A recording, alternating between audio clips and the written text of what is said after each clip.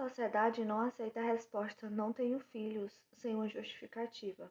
Desse modo, só posso pensar que estou condenada a ouvir aquela frase "continue tentando", enquanto as pessoas continuarem me vendo apta, ou seja, casada e na faixa etária, tida como saudável para a maternidade. E depois dessa frase, o que vem?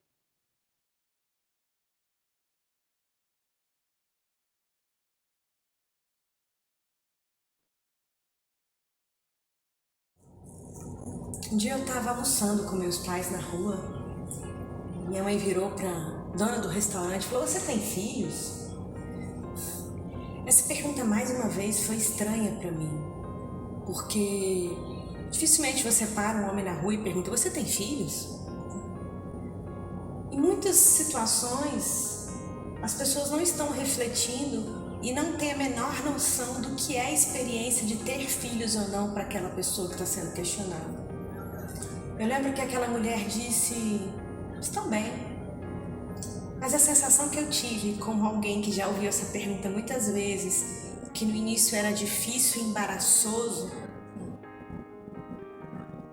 que talvez não fosse tão bem para ela. Por que eu digo isso, né? No início as pessoas me perguntavam, eu falava: não, porque eu tenho endometriose. E aí existe uma possibilidade de ser mais difícil, de gerar infertilidade. Depois outros momentos eu disse: não, eu tive mais pertinho, né? Minha gravidez não avançou, a única gravidez que eu tive não avançou. E agora eu respondo: eu estou na fila da adoção, né? Mas eu não sei quando vai chegar. E aquilo ficou muito forte para mim, porque por que a gente não pergunta para as mulheres o que elas gostam? O que faz sentido para elas? E se para elas for confortável falar de filhos, elas vão tocar nessa pauta. E não a gente ficar ali mexendo em algo que pode ainda ser muito difícil de lidar. Porque para algumas mulheres engravidar é um susto, uma noite, um encontro. E para outras é a vida. É 1 ano, 2, 3, 5, 10, 15, 20, à espera de todos os tamanhos. Para algumas mulheres, a maternidade só vai existir se ela for na barriga. Parece ser a única forma de maternidade que faz sentido. Para outras mulheres e para outras famílias, ela vai se construir do lado de fora, no colo, no aconchego, no encaminhamento para a vida. Eu lembro o dia que eu cheguei no hospital precisando fazer uma curetagem, porque eu tive um aborto contido. E a médica que me atendeu, não o médico que fez meu ultrassom, porque o médico que fez meu ultrassom disse assim: morreu, não tô vendo mais nada aqui não. Falei: opa, eu já fiz 25 ultrassons de endometriose, é meu primeiro de maternidade, não tem mais nada aqui não tem coração. Naquela época eu já estava muito mais fortalecida para dizer: volte à frase, escolha as suas palavras, porque você está falando com uma mulher que tem uma longa história. Isso não é mais um exame qualquer, mas uma perda qualquer. A gente não pode desumanizar os exames só porque a gente já fez vários exames e é comum que 20% das mulheres percam a primeira gravidez. Perder não é parte da nossa aprendizagem mais profunda, apesar de ser uma das coisas mais constantes da vida. A médica que eu busquei depois desse episódio desse ultrassom me disse o seguinte: vamos esperar 1 semana. Se em 1 semana você não expelir naturalmente, a gente vai precisar fazer uma curetagem. E aí você vai ter tempo para entender que morreu. Mas quando eu entrei naquele hospital com dor, eu sentia como se aquelas enfermeiras ou as atendentes ainda estivessem olhando para mim e eu tivesse que fazer uma coisa que não era certa. E aí eu tinha um plano de saúde que me dava direito à enfermaria, eu fiquei deitada na maca e em determinado momento a enfermeira chegou e falou: vamos lá, abre a perna, eu preciso colocar uma medicação. Eu falei, traz um lençol primeiro, cobre as minhas pernas, porque eu já estou tendo que lidar com uma escancarada dor e estranhamento de perder o único filho que começou a nascer em mim. E aí foi que eu entendi que a gente não tem só uma gravidez interrompida, a gente tem uma maternidade interrompida. Essa expressão foi de um projeto português que acolhe e ajuda na compreensão de diferentes mulheres que tiveram histórias como essa. Um beta-HCG positivo, um primeiro ultrassom e uma história interrompida dali em diante. Há um luto que precisa ser vivido e que não começa somente com o bebê no ventre. O anúncio da endometriose para muitas mulheres, dadas as diferentes formas que se abordam e as coisas tão intensas e às vezes descontextualizadas que você vai achar quando você vai pesquisar sozinha no Google, há uma associação com infertilidade. Mas eu lembro que foi incrível para mim quando eu conheci uma amiga, né? Inclusive é um dos capítulos do Mulheres Novelos, a Selma conta a história dela, que ela foi ser operada de endometriose, abriram e fecharam, inoperável. Tinha tanta aderência em tantos órgãos que não tinha como operar. E uma das coisas que ela ouviu, além disso, né, que era inoperável, era a infertilidade, você nunca será mãe.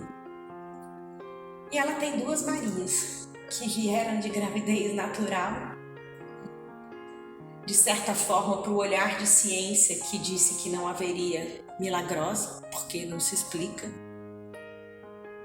E foi ali que eu entendi que vão existir mulheres com poucos focos e muita dor. Mulheres com muitos focos e sem dor. Mulheres com muita endometriose e que engravidam. Mulheres com pouca endometriose e que não engravidam. A gente não está falando de uma matemática exata que consiga prescrever futuros. A gente está falando de concepção da existência, de concepção da vida. E aí uma outra mulher que também escreve para Mulheres Novelos e que foi muito importante foi a Emanuele Queradia, que é uma amiga de infância e que ela não tinha endometriose, mas ela se viu passando dos 30 anos sem uma família, sem uma relação e decidiu que ela queria ser mãe. E ela adotou uma menina. Depois que ela adotou, ela acabou engravidando em outros processos, já perto dos 40 anos. Mas ela fazia essa pergunta, que é uma pergunta que a gente tem que se fazer. Você quer ser mãe? Ou você quer engravidar? Porque se você quiser engravidar como caminho para ser mãe, e você teve um diagnóstico de endometriose, talvez seja muito desafiador desconstruir esse único jeito de pensar a maternidade, caso ele não aconteça. E aí a gente já falou de amarguras, a gente já falou de medo letal, a gente já conversou aqui sobre vários temas. Mas se você entender que a maternidade pode vir das mais diversas formas, você vai encontrar, você vai escrever a sua própria história de ser mãe. E é bonito como o tempo pode ser generoso com a gente para compreender algumas coisas, mas a vida passa numa velocidade tão grande que a gente não pode esperar que um dia a gente acorde e tenha entendido isso tudo melhor. A gente precisa buscar ajuda profissional. A gente precisa muitas vezes se fortalecer numa rede de outras mulheres com histórias que têm questões que se aproximam a nós. Porque o luto, ele é um exercício para a vida toda. Eu lembro que da curetagem que eu contei para vocês até janeiro de 5 anos depois, eu acordei um dia, eu chorava, eu não estava entendendo o que estava acontecendo. Foi quando caiu o meu diário e eu falei, é isso, hoje foi o dia que há 5 anos atrás eu fiz a curetagem. E eu acho incrível ter tido um filho de vida fulminante. Talvez se não tivesse acontecido essa perda, não existiam Mulheres Novelos e não existia esse projeto e tudo que eu aprendi a partir dele. Porque o livro foi publicado no mês que esse bebê não pôde nascer. E muita coisa nasceu em mim. quando ele precisou ir embora, quando ela precisou ir embora. E acho que de alguma maneira eu fiz gestada naquele momento.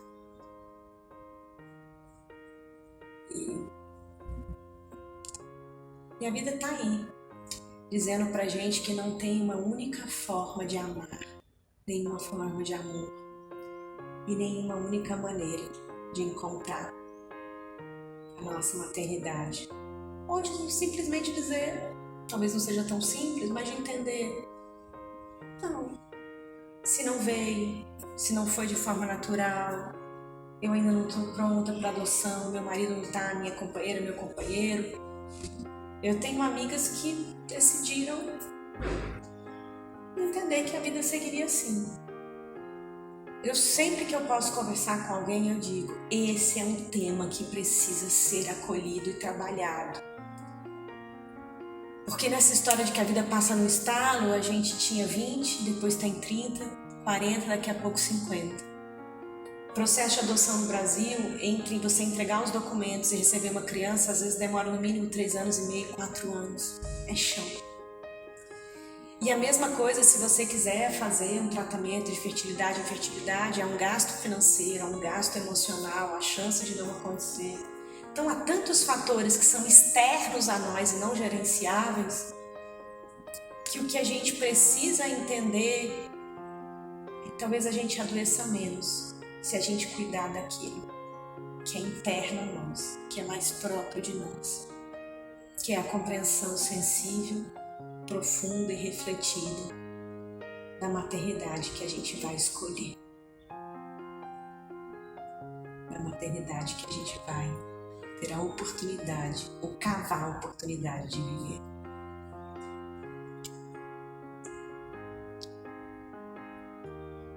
Eu espero daqui a algum tempo ter outros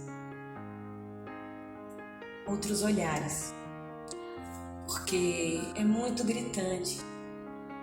Aquela Tatiana que eu era é a mulher que eu sou hoje, e aquilo que doía e agora não dói mais. E quanto a gente consegue se gestar e se conceber a partir de todo de encarar esse sentir. A gente pode ter vida do lado de fora, mas primeiro a gente precisa entender o que a gente tem de como vida do lado de dentro.